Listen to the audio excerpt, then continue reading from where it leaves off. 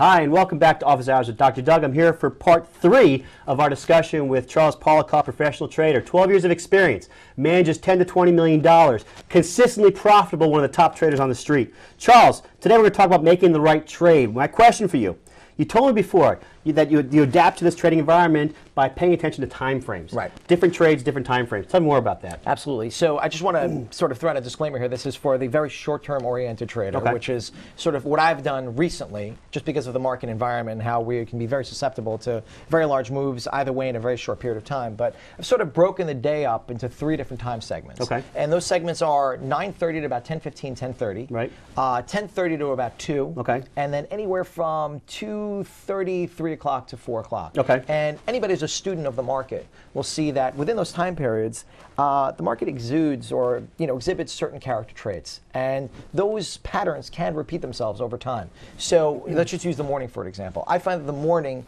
can be, and more often than not, a reversion to the mean trade. Okay. Now, what does that mean? That essentially means if you see a market, a gap in the market, right, and you see a stock behaving in a divergent fashion to that gap in the market, then that'll afford you potentially a buying or a shorting opportunity. Okay. And you can use that gap as a means of reducing risk in the potential. So you're saying in the morning, the reversion to the mean mentality is basically if the market's going up too much or down too much, you believe in either selling it at the top or buying it down the bottom because you believe it's going to compress. Well, there'll be some sort of reversion back to the mean, which means you'll get some sort of sell-off, and then the market may eventually revert back to its trend, or it may form a new trend. Tell me about midday. I think you said 10:30 to 2? Yes, so 10:30 to 2 is where I find sort of a consolidation period, where the stock market is either digesting what it's done in the morning, or it's trying to identify its character for the remainder of the day. So 10:30 to 2 o'clock, that's when you can start to look at various sectors. You can see what's leading you on the day. If you look at 2009, it's been, especially in the run that we've had from March up until now, it's been financials, it's been oils, it's been technology. So using those groups as sort of like an indication of sentiment.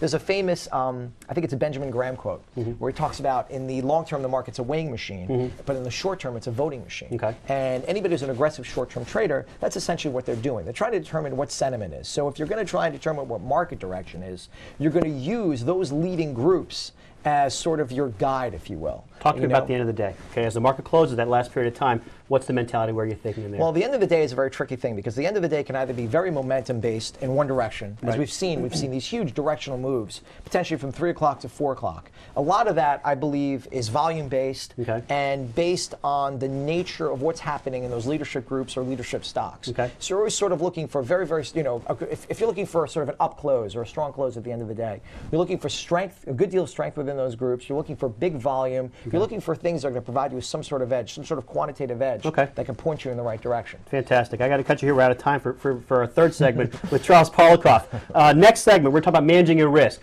Thanks for joining us this time with Office Hours with Dr. Doug. If you have any questions, feel free to contact me at my website, dr.doug.com. Charles, thanks again. Thanks a lot, buddy.